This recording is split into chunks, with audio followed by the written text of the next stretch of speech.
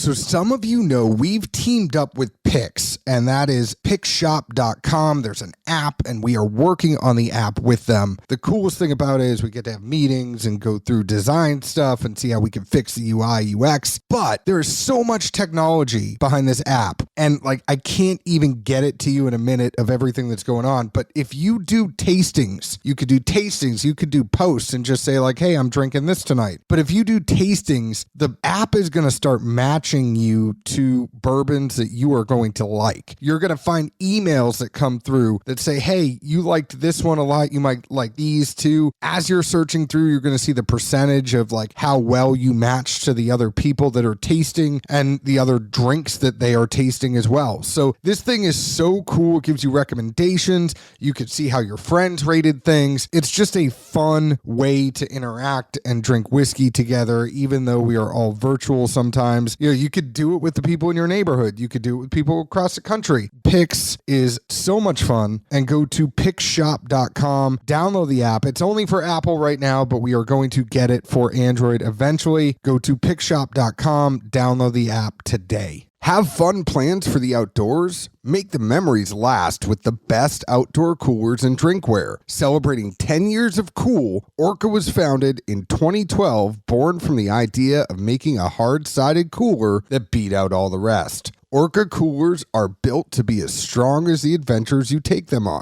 That's why they have a lifetime warranty while giving you world-class maximum temperature retention. Orca's drinkware offers the same high quality, keeping your drinks icy cold or hot for hours, and they look great while doing it. Their stainless steel, vacuum-sealed tumblers and martini cup are perfect companions for your next outdoor adventure. Go to orcacoolers.com/bourbon for 15% off your order. That's orcacoolers.com/bourbon for 15% off. Orca, make it last.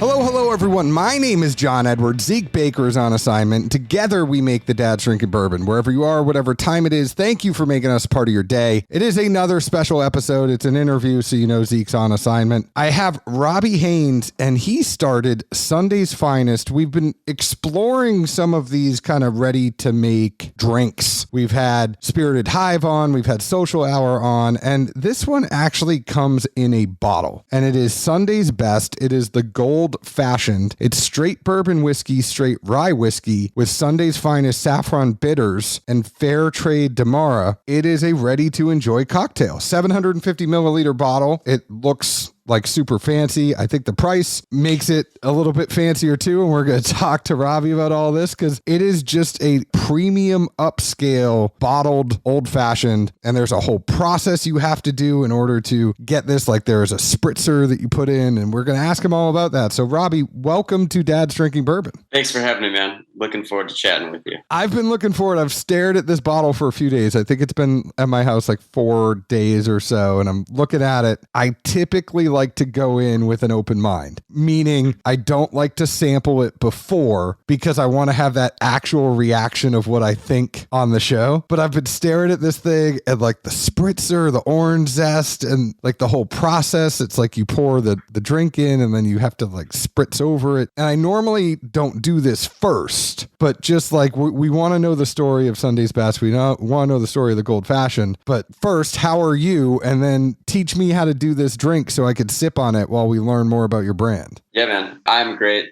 It's been a whirlwind, maybe few months, but especially the last couple of weeks launching the Gold Fashioned. And I'm very excited for you to try it for the first time. I think a lot of people are a little skeptical when it comes to the ready to enjoy cocktails, and rightfully so. But the response has been overwhelmingly positive when it comes to the Gold Fashioned. I think you should pour yourself one, and then we can chat about it. A few things kind of just to think about when you're getting into it. It is ready to serve. You pour it over ice. It is full strength, so it's 84.4 proof. It's very special. 15-year bourbon, 9-year bourbon, 6-year rye, and then Sunday's Finest saffron bitters, a little demerara syrup. The orange zest, we wanted this to be as good, if not better, than the best old fashioned you would find in your town. A great cocktail engages all the senses. And so the orange zest atomizer, which is made with blood orange, Valencia, and navel oranges, you pour the cocktail over ice and then you spritz that once over top and you get the aroma of fresh orange, just like you had an orange zested over your cocktail.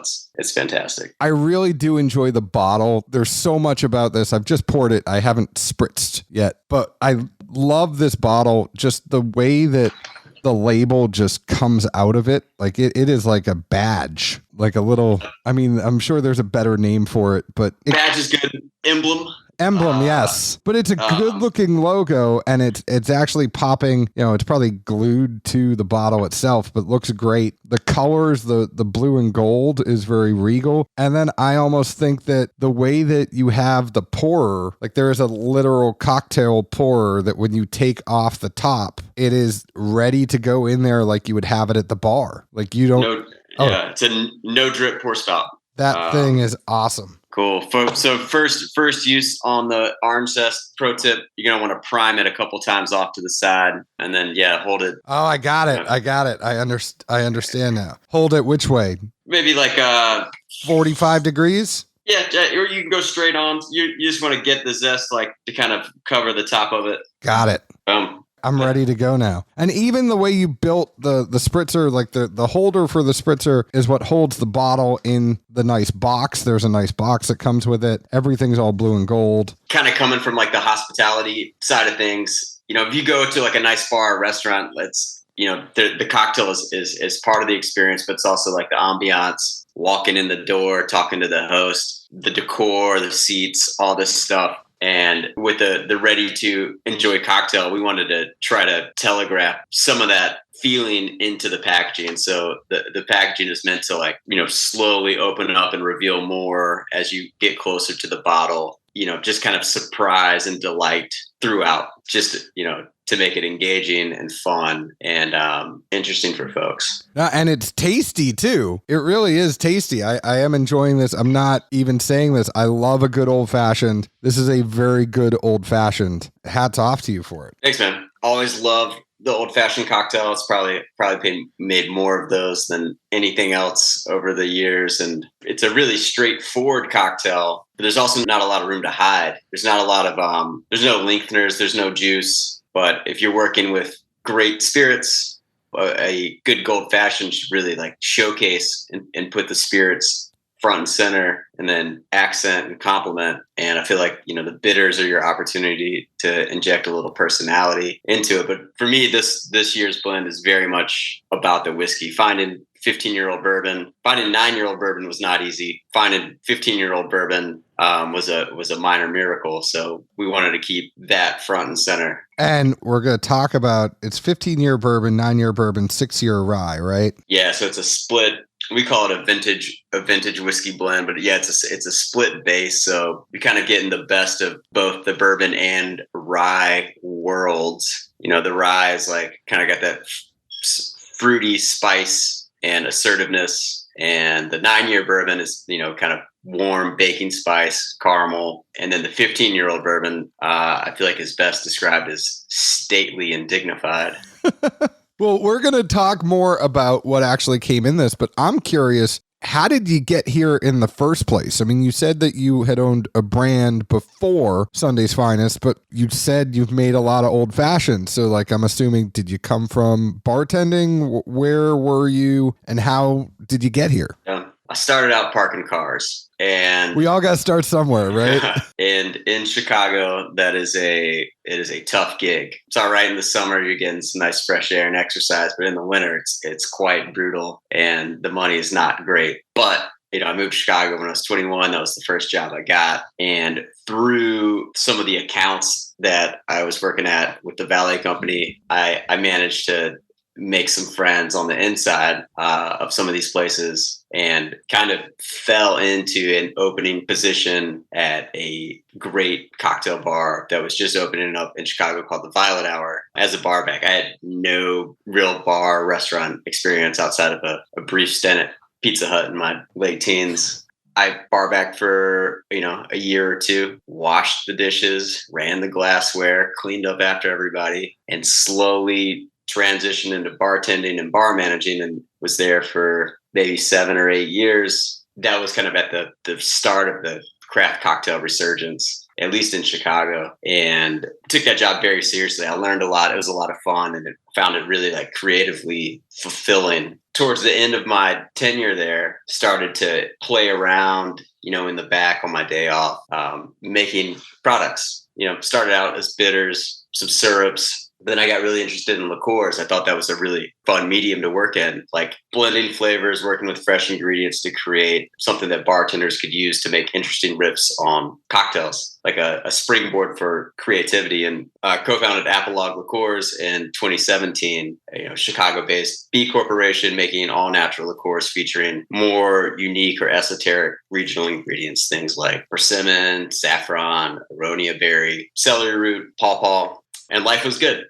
For a few years, we were, out there kind of bopping around, breaking into other states. But our business was very focused on on-premise bars and restaurants. In 2020, all the restaurants closed, at least for a short while. And we had to think fast. We got really interested in this ready to drink, ready to enjoy space. We first partnered with a local restaurant group called One Off Hospitality to release a ready-to-drink margarita, canned margarita. They're known for their margarita and their bustling patio. The restaurant's called Big Star, and that was a real eye-opener for us. That was the first thing we had done that was like geared towards at-home consumption. And that business is historically been like pretty seasonal, right? Like summertime margaritas all day long. When that temperature drops though and the coats come out, people start to reach for things that are a little more spirit forward. And we put our heads together and we said, okay, what can we do and what can we do really well that would be complementary to this, that would thrive in the colder months, and which also happens to be like the gifting season. There's Thanksgiving, there's all these holidays, people are gathering with friends and family, and there's a lot of competition in the ready to drink space, especially on like the more economical side, like the kind of the crushable cans and stuff. And some of that stuff is great, some of it's not. We said, okay, what if we go to the total other end of the spectrum, spare no expense, and try to make that the absolute nicest ready to enjoy cocktail experience that we can. And that was the genesis of the Gold Fashioned. I think there were a number of reasons that we gravitated towards a riff on the Old Fashioned. The name came first, Gold Fashioned. And I was like, okay, cool. This is a really interesting play. People immediately kind of know what it is, but it gives us a little bit of wiggle room to be creative and inject some personality into it. And then we just started looking for good whiskey, started thinking about what we could do to it to make it ours and make it really unique. The bitters, is something that I had spent, many years kind of making dozens and dozens of recipes and iterations of various types, and felt like that was a really good lever that we could pull as far as like using that component of the drink to tell a story and bring in some more unique flavors, things like saffron, Ecuadorian cacao, Tahitian vanilla, French gentian, Seville orange peel. And then it was just, we would not have done the project if we had not been able to find good whiskey. It really hinged on us being able to find some good juice. And so we tasted sample after sample after sample. And then once we launched last year, and once we found the 5-year rye and the 8-year bourbon, we were like, okay, cool, game on. Like we can do this and really feel proud about what's in the bottle and feel good about it. And yeah, last year was great. Like we were kind of shooting from the hip. It was a bit of a calculated risk. Like, are people going to be ready for and excited for a product like this? And thankfully they were. We got some great press. This year we decided to double down. We sold out of last year's blend. And this year we went about sourcing some even nicer whiskey, this 15-year-old bourbon. We were able to let some of our other barrels age for another year. So we were able to age up our 8 and 5-year whiskeys to 9 and 6 respectively. And I feel like this blend is even better than last year's. I want to go back because you glossed over everything and I don't feel like we got the whole story. So you're working at this liquor brand that you started with a friend. You want to do Sunday's Finest. So you have experience because you've been back there making liqueurs and you've been, mixing and you do all this stuff on your own. Did you do what other people with ready to drink stuff have done? Like, did you use a formulator, or is this just you figured out the blend on your own? For this, it was just got the whiskey, blended it, proofed it down, taste adjust. And once we had the whiskey feeling really good, started working on the bitters. Same thing, small batch, taste adjust, got those popping. And then I just made a giant cocktail.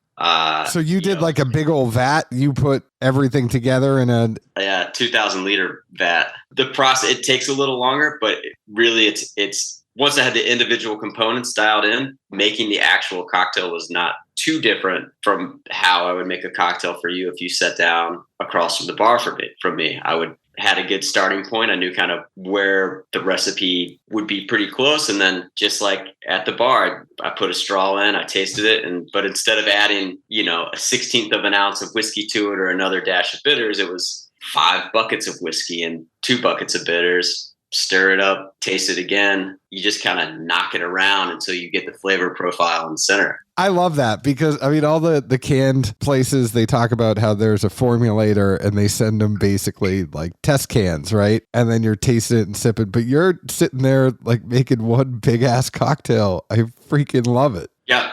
And there's like some stuff we do, obviously it's like get pretty specific with the way it's filtered and, we polish it up and make it pro. But a cocktail like this, we're not working with artificial colors or flavors. There's no concentrates. It kind of comes together. I think again, like my job is to showcase the beautiful inputs and working with a really awesome whiskey blend and really great bitters. Yeah, made a massive batch of Demerara syrup, then just set to task, putting them together in the right way and made a massive tank of old fashioned. And then we bottled it over the course of about, maybe 3 weeks to bottle the thing. The packaging itself is a beast. Like everything is done by hand. The label, the emblem, it's hand numbered. It took a small village to get the thing in the box and get it packaged up and out the door and looking good. But making the cocktail itself, kind of just put on some good tunes and clear out of the distillery. I really like to work by myself doing something like this if I can. So I would just go into the distillery at night and go to town. That's funny. What are you listening to when you're mixing this up then? This time it was like pretty mellow stuff. I really got into John Wesley Harding, kind of like not earlier Dylan, like maybe that like mid-era Dylan where it's like a little country-ish. Did you see that whole documentary about him that was out like within the past year? It was crazy good. Yeah, real good footage. It's crazy to see him. I felt the same way when I saw Beatles doc. Is like it's wild to see these people in like when they recolor the film. You just see them in such like detail and they look like just real. In my mind, they've always been like mythical beings, right? Like it's like Dylan. But when you see them in the doc, you're like, oh man, this is just a regular person. He's got some cool clothes on. Obviously, he's like a genius, but he's also just like a human. I don't know. I saw the doc. I thought it was great. I thought the footage of him and Patti Smith was really cool too. The craziest thing about the Beatles doc was just how much they actually cut up in between takes and all that. Like just how they would mess around and then how Paul was like so serious and everybody was like just kind of like shitting on Paul. Like, come on, dude. We're just trying to have some fun. Like, why are you making us do this song 34 times? Yeah. My big takeaway from that, which I've tried to like implement into our production or just like in kind of everything, is that it's really apparent that they do have fun and that like quote unquote play is a big part of their process. And I think it was a good reminder not to take ourselves so seriously and enjoy what we do. You got to mess around a little bit because you never know that riff you're messing around with like becomes Get Back. Like you just don't know. I feel like Dylan probably was more serious about his craft than the Beatles were. And I feel like the Beatles were kind of like, John and George, and Ringo was kind of in the middle, right? But Paul was on one camp and then John and George were just kind of on the other. And I think George didn't get serious. This is what people want to hear on a bourbon podcast, right? But I think George got serious finally, really, when he went on his own. Yeah. Like, I think you're totally right. You never know. And so you need to be in a spot where you're comfortable throwing ideas out there. I mean, the orange zest atomizer did not exist, right? Like, we made the first batch, tasted it, talked about it, and we're like, hey, is this good? Yeah. Is it really good? Yes. Is this like a game changer? And we're like, no, because like if you went to a cocktail bar, like you would get that aromatic zest on top of the cocktail, and that engages all your senses. You start to smell the cocktail before you even taste it. And one of our partners kind of jokingly said, like, hey, what if we put the orange zest in like a little spray bottle, like a little spritz bottle, like a perfume bottle? And we all kind of chuckled. We're like, oh, well, what if we did that? Lo and behold, like, I mean, there are no bad ideas. I guess there are some bad ideas, but it's worth verbalizing most of them because you never know. I just made a good old fashioned over the weekend. I mean, literally, there's the people, they send out the smoke cocktail kits. Because of the gram, you feel like you need to like do a reel where you smoke your cocktail and get your whole kitchen really smoky. But getting the percentages right. I mean, the old fashioned, it's a simple drink by nature. You know, it's a little bit of sugar, a little bit of water, a little bit of bitters, and some whiskey and some orange. And there you go. Like, the percentages that you use, really, it means everything. So I think for you, like talking about how you're actually, you're micro batching it and then you're going ahead and doing it in a 2,000 liter tank. I mean, that's impressive. My hat's off to you, my friend. Got real good at Excel, just kind of like scaling up the numbers. But, I feel like if you want to make a good old fashioned single serving, you start with 2 ounces of good whiskey. In theory, you can make a good old fashioned with any spirit. I've had nice, mezcal old fashions. I've had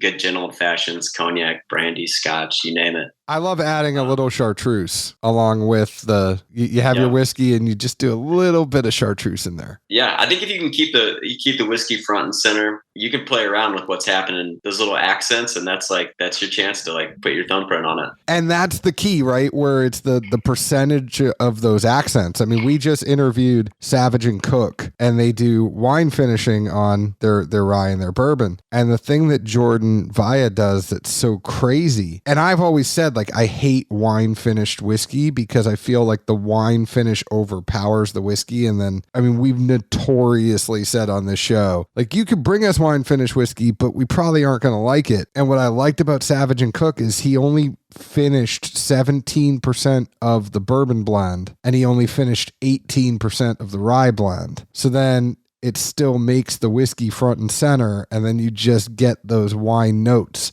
And it's the same thing with an old fashioned. It's like you have to have your spirit be the star, and you want and that's what I love about your blend here. And this is me, I'm telling you, if you think bar back and parking cars is tough, my first bartending gig was at Logan's Roadhouse. You had me at Roadhouse. I mean, it was the most you were mixing up was a tall boy, a Miller Lite. All you did was had to make the Roadhouse tea, and it was like their version of the Long Island iced tea, and you just dumped whole bottles in with a shit ton of sour mix. And like that was your idea of like, here's our pre-made cocktail. I imagine it got pretty rowdy. No, I mean, it wasn't like, it's a chain. It's not like a real, it's like Texas Roadhouse, Logan's Roadhouse. You can pop the peanuts at your table and have the peanuts on the floor. Like, so I like that. The nights I was a server, it was always a pain in the butt because you got to pick up the peanuts at the end of the night.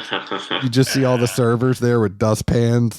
But we all have to start somewhere. And I think that's the funny thing about how we end up where we end up is you get a gig, and at least like after that, I could put bartender on my resume, and that might get you someplace else and learn a little bit more. But let's go back to this because you did it the first year. What was the whiskey you put in the first year? The first year we sourced some 5-year rye from GP, which I think is a fantastic rye. And then we sourced some 8-year bourbon that was born in Bardstown. Unfortunately, can't tell you what exact distillery it was, but it came from Bardstown, and it is a reputable house that we are proud to be able to work with. And we were able to set aside half of those barrels in our distillery and let them age out another year. And we tasted them, kind of throughout the year a couple times just to make sure that they were evolving in a pleasant way. And I tell you, there's just something that time in the barrel does that nothing else in my mind can do to whiskey. I know that there's good or higher quality whiskeys at younger ages out there on the market. But for me, in a spirit forward stirred cocktail that I'm going to sip on, I feel like once you start to push up over 5 years and get into that 6+, that's kind of when the magic happens. And so that's what we did the first year. And then this year, we were really trying to one up ourselves, both with the juice and with the packaging. So, kind of tasting the first year's blend, in my mind, the one thing that could have made it, 5 to 10% better was like if we had like a really something that had spent significant time in barrel, and we were able to blend that in with what was already happening. And so we were able to find some 15-year bourbon, which happened to come from the same Bardstown distillery. And the vintage whiskey blend this year on its own is phenomenal. I was able to set aside 6 bottles of just the whiskey, and I hid them behind several pallets under a tarp at the distillery, so no one will touch them. I wish I could have taken more. Hey, you got some. I mean, that's all that really matters, right? So the 9-year bourbon was the stuff you had last year that aged up, and then the 15 you got this year, and then the 6-year rye, was that MGP or was that? That was the same 5-year rye that also we were able to age up. Oh, that's awesome that you had some left over. And now you're going to have, I mean, the thing is, this is really good. You're going to have to start planning, like put down the new make now, buddy. Yeah, I'm out of whiskey now. So we are searching, not totally sure what we're going to use next year. We've got feelers out there. We've already tasted some samples, some of them pretty good, but I think playing with the spirits base blend with the Gold Fashioned in particular is going to be our opportunity each year to tell like maybe a unique or different story, or create a product that is, compelling, so that people that bought the first year and people that have had it the second year will be excited to see what we use in 2023. And it may not even be whiskey, or it might not be all whiskey. I really like this split base.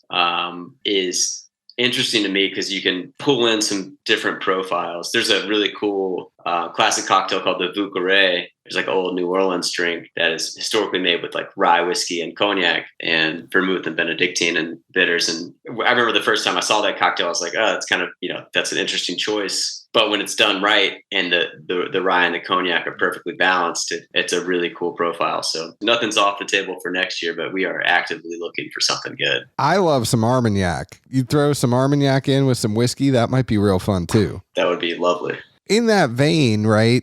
And I think given the fact, and just say it, I mean, let's get the elephant out of the room. How much is this? You're going to pay about $12 a cocktail for arguably one of the better old fashions you've had, made with whiskey that's far older than what you're going to get at your cocktail bar. That nets out to about $150 a bottle. I like how you broke it down to $12 a cocktail, because anybody who's been in Nashville lately, like me, knows that you're going out, you're spending $20-$25 for an old fashioned right now. So like you look at it, if you break it down to what it is, and also for dads, I'm not like trying to rush to his defense. He can defend his brand, but also I tell people all the time, I can make a drink. I can make a very good drink, but by the time the kid goes to bed, the cocktail I make is grab glass, pour whiskey in glass, like ta-da, it's neat. Yeah. So I think having something like this that you can actually have a quality drink and not have to put in that time and effort, like that to me is worth a lot. But I'm just saying, it's hard to get juice now. You might not be getting 15-year juice. You might not be able to be putting in the whiskey that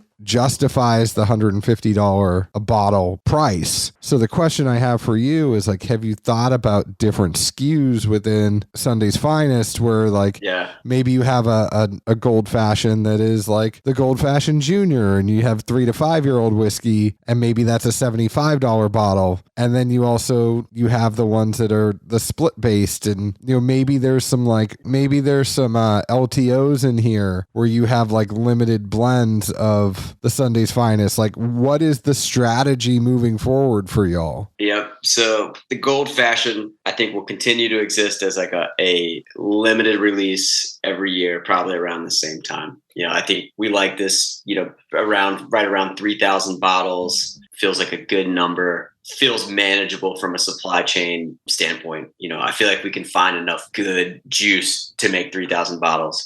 Sunday's Finest proper is going to release 1 to 2 evergreen SKUs next year, probably in Q2, maybe early Q3, but we're shooting for Q2. And those will be, kind of like you said, probably in that more in that like $60 to $80 price point, still in a 750, still with the atomizer. We feel pretty strongly that unlocking aromatic experience for folks is a nice touch and a key differentiator for us. But yeah, we plan to extend the product line, and have some more everyday products for people. Love it. So what's your favorite thing in coming up with all this? What has been the best part for you, and what has been the hardest part for you? The best part is easy. The best part was tasting this year's blend. This was a week straight of heavy production, going in the afternoons, staying very late,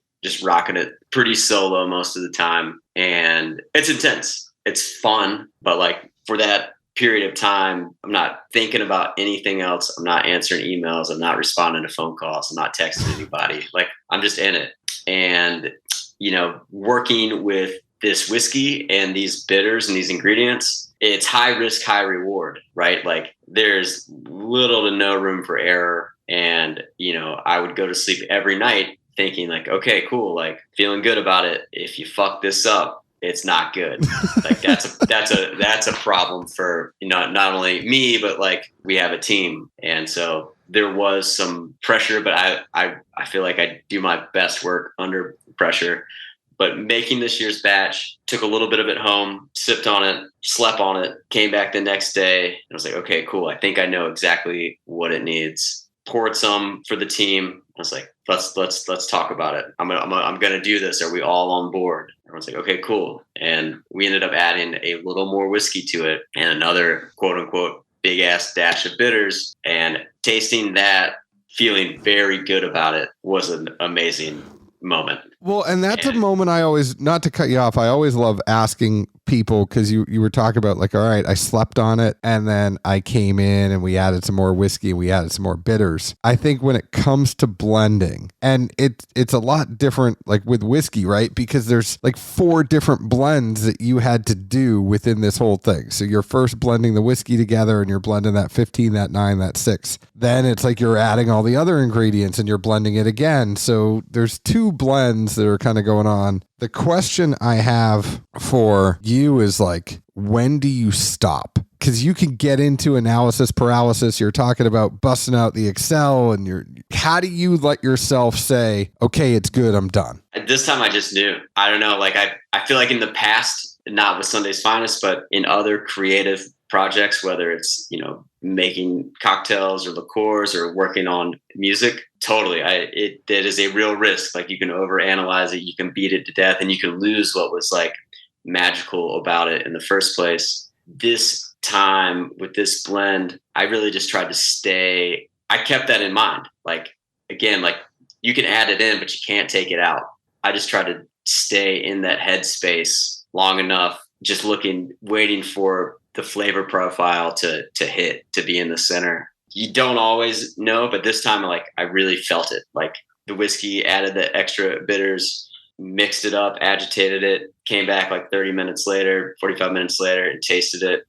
I just knew. And it doesn't always happen like that. It is normally never that straightforward or easy, and we poured it for the team and we just looked at each other and were like, cool, bottle this thing. There you go. When that happens, it is one of the better things, right? Because like you could sit there. I know the blends that we do for brands, when we have a blend coming out, sometimes we go and it all happens in an afternoon and it's real quick and everything's good. And we're like, all right, where are we going to get food? And then sometimes it's like, all right, I got to sit on this one tonight. I just don't know. I'm going to try it tomorrow. I'm going to mess with it a little bit more and I'm going to mess with the percentages and then I'm going to let it sit overnight again. And it's like something you think that should be done in a day is now taking 2 weeks and you're like, what the hell is wrong with me? Yep. But I feel like going through that process, those like more painful extractions, it's good for you. It builds character and it helps inform the next one. And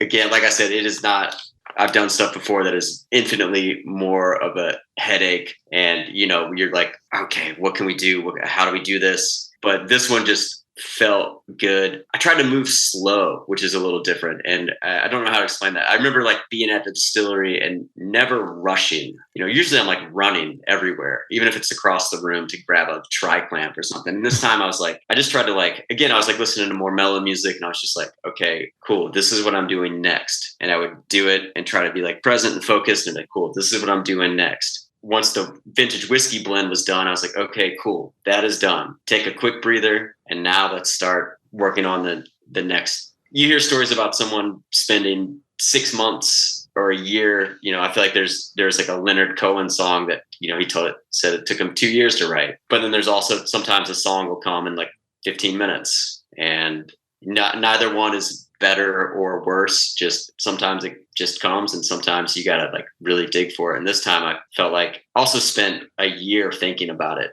since last year's blend. So, it wasn't really like it happened overnight, but I felt really good tasting the finished product. Packaging was a beast. I mean, this is not simple packaging. Like, you guys went above and beyond, and I appreciate that. I mean, especially for the price of it. And I know when you break it down per cocktail, that is a very fair price per cocktail. But like the packaging, it is packaging that you would expect for a $150 bottle of something. And just stuff like that means more to me. I think Zeke gets on me on the marketing side of it, but I think as the consumer, it's like, I feel like sometimes the packaging can equate to like how much you care about the product you're putting out. And I feel like, especially because it's like you are the guy behind it. Obviously, you are going to care about more of your product. I feel like that packaging does that. And I know it probably was a pain in the ass, but I just want to say thank you for it. Amen.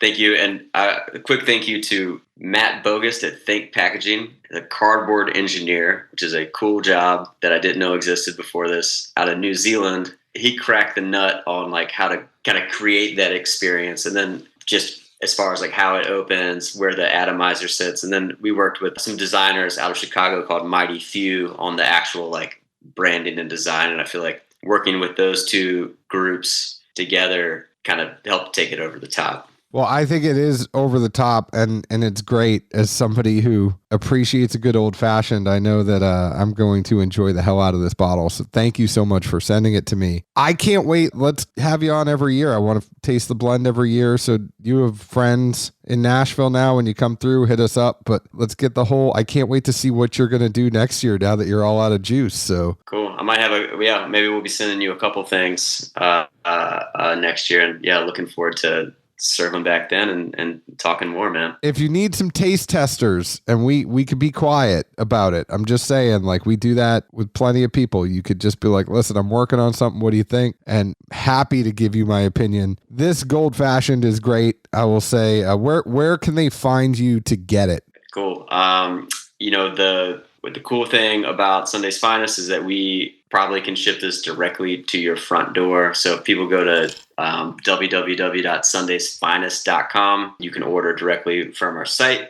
You can order it for yourself or for your friends or a loved one, and you don't even have to leave the house. You can do it in your pajamas and it'll show up. Robbie, thank you so much for coming on. It's a great drink. The folks can find us on Facebook at Dad's Drinking Bourbon, Twitter at Bourbon Dads, Instagram at Dad's Drinking Bourbon. Please leave us an open and honest review, just like we leave open and honest reviews about the whiskey we drink. You can also find us here in Nashville, Tennessee. Cheers. Cheers.